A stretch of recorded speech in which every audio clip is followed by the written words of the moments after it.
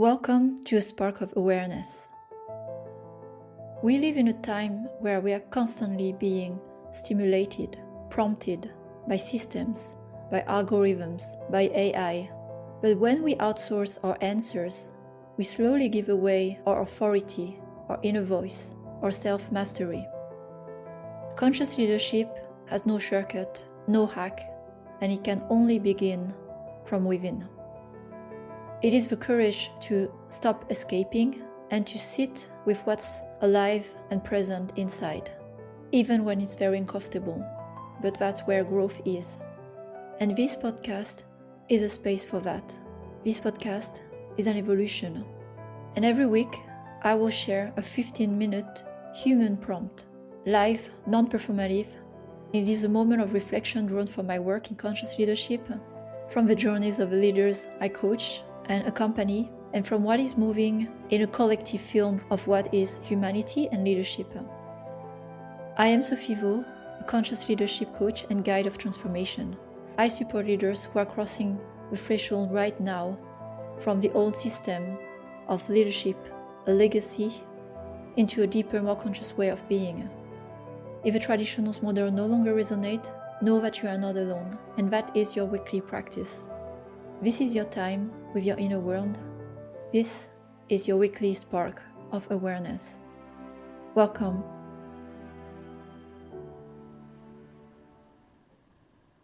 So the topic of emotion is quite interesting because they're taking so much importance in the workplace and in leadership, but they are very much discarded and not acknowledged. And maybe I don't know if this is the fact that we have historically and still today majority of men in leadership, and when we bring the topic of emotions, it's a topic to brush off and discard.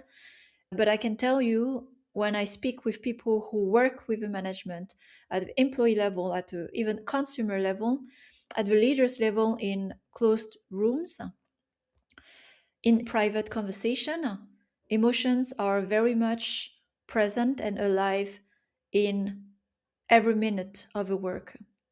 And that's why I want to dedicate a series to bring light to it, because again, once we have self-awareness, we can work on our patterns, we can address them, and we can act and lead with more integrity, alignment, but also serenity in our nervous system and feeling rested, which is a big struggle that most leaders have these days, especially working in tech. So I'm going to dedicate the next series on the spectrum of emotions, and there is quite wide, but the predominant emotions that are either unconscious at work but have played quite a big role, or the ones that are suppressed. And among them, I'll name a few here. Of course, we know about fear, very much present. I would say how business operates mostly these days is around fear, an energy of fear, a frequency of fears, and leaders are very much driven by fear, actually. There's also anger. There's sadness or grief. There's guilt or shame. And there's love, or more the lack of it. And there are many more I could explore here, but I will name those main ones because they are at play. And again, they are not conscious in the workplace.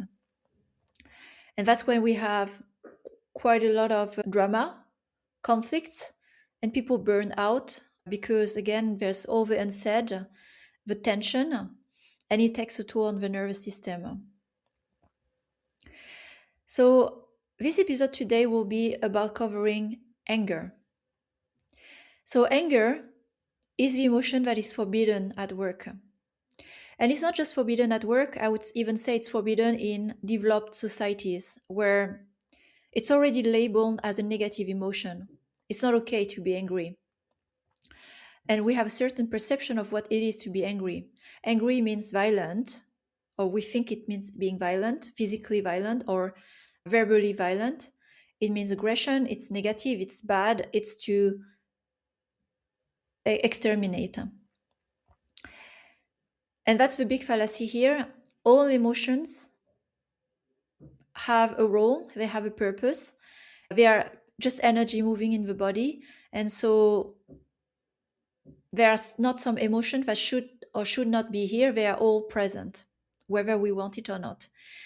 And so the fact that we suppress or try to contain some emotions, they always will find a way out.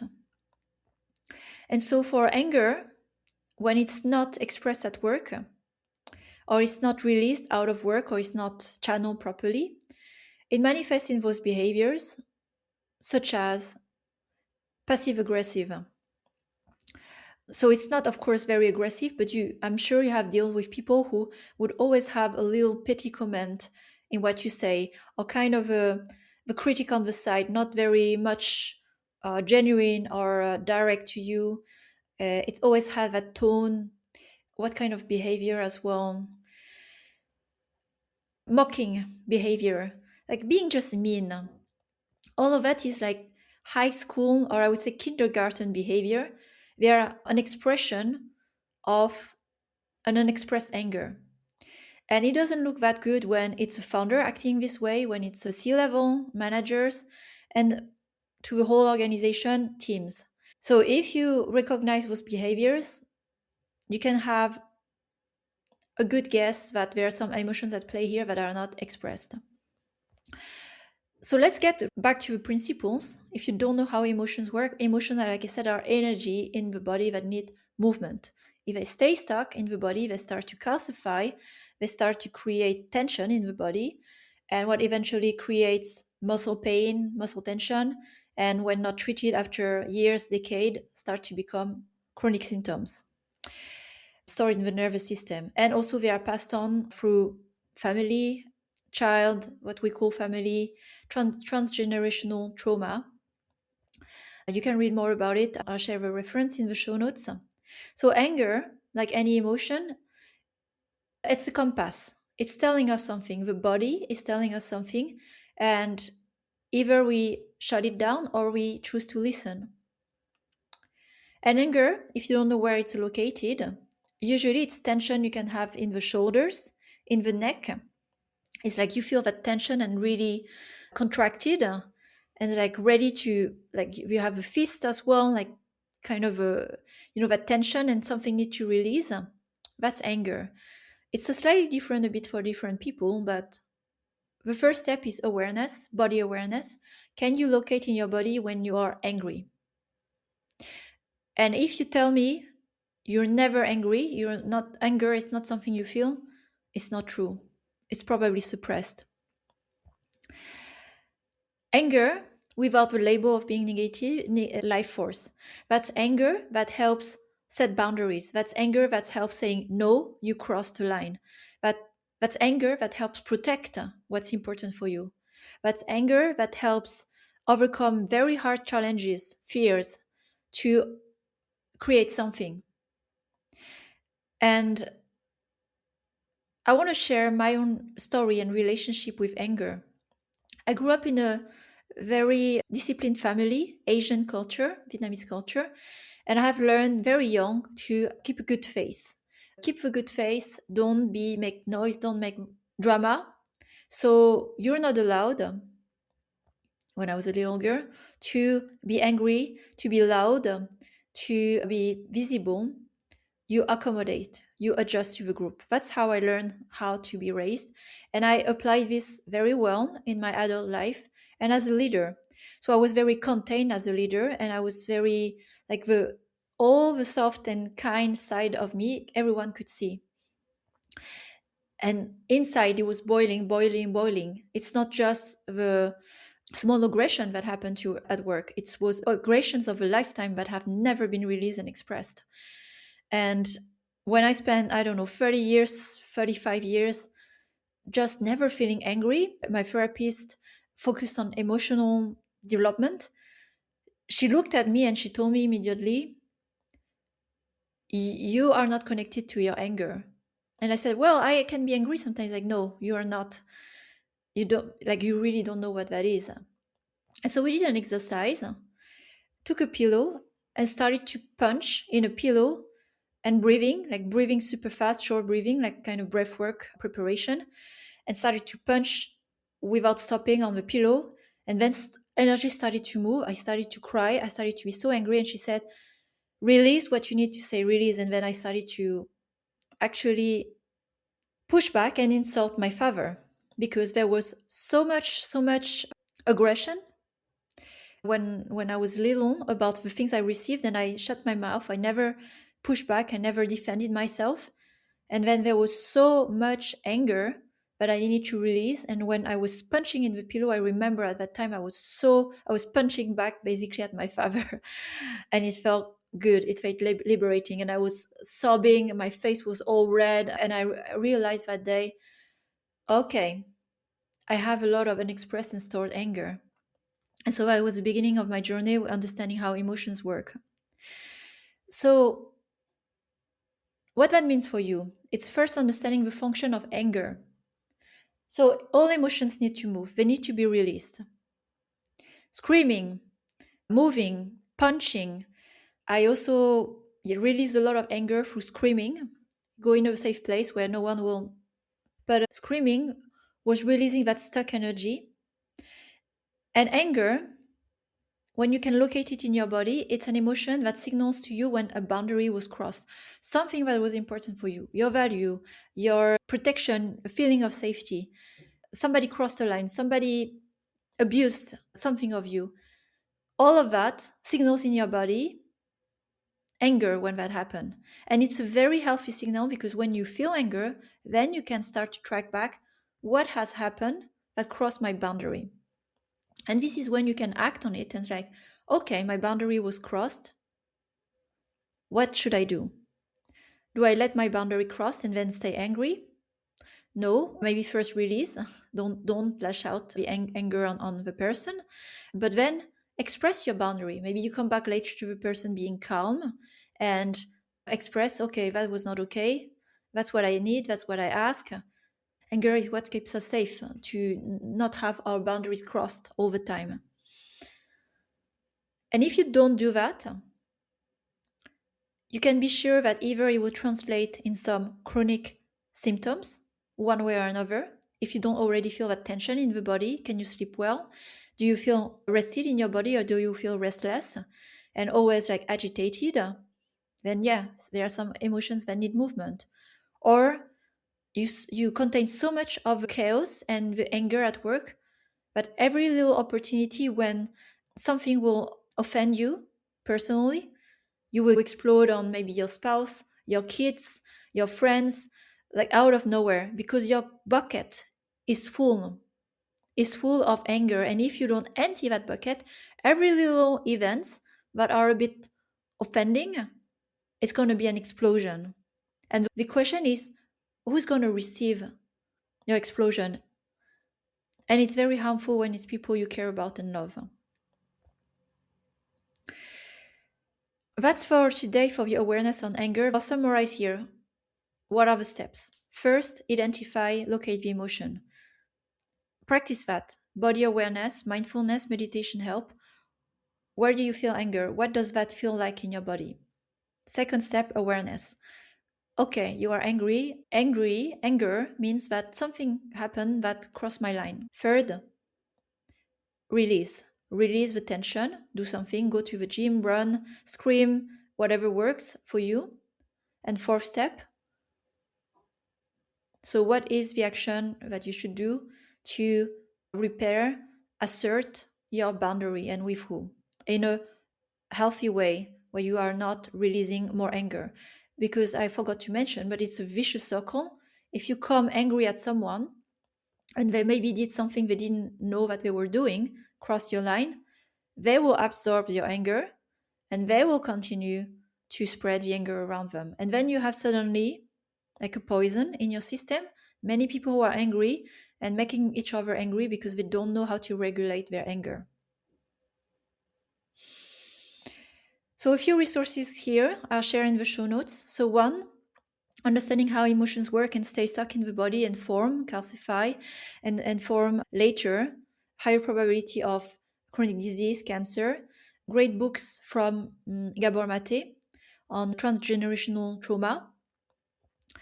And another resource is Boundaries, the book Boundaries, to understand how to set boundaries, which I shared in previous episode, but it's a good reminder how to work with boundaries, because anger is there to work with your boundaries. So I'm inviting you to close your eyes.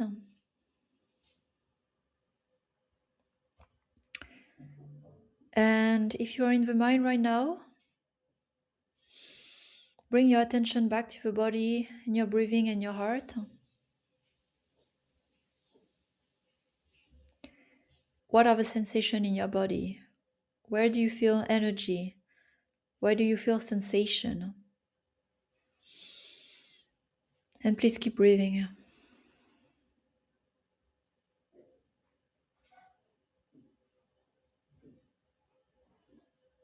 Inhale through the nose. Exhale slowly through the mouth.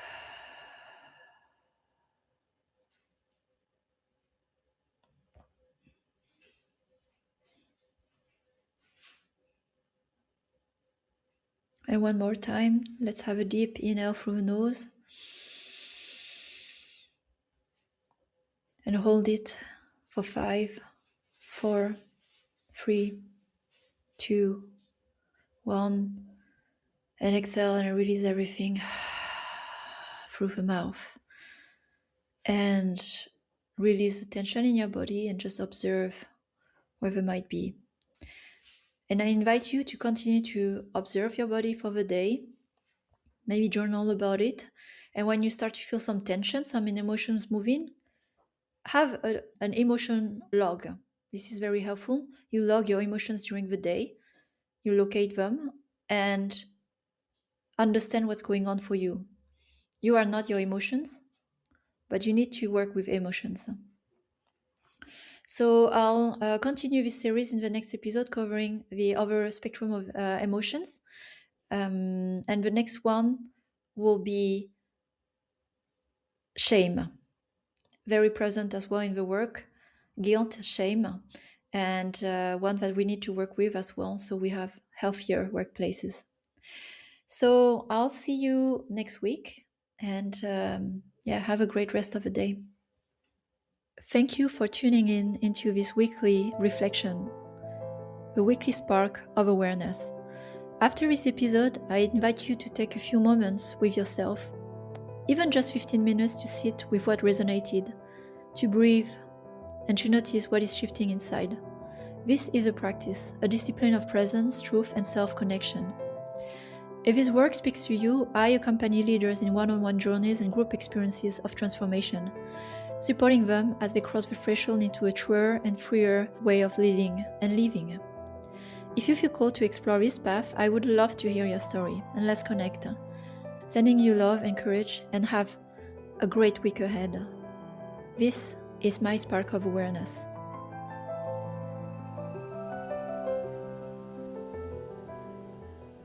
The day, you locate them and understand what's going on for you.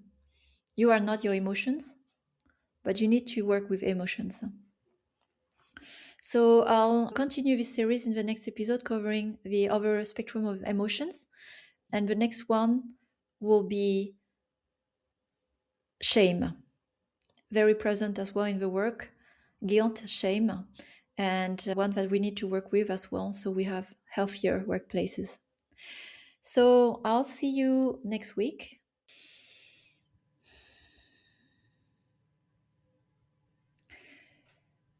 Welcome to a new episode of A Spark of Awareness.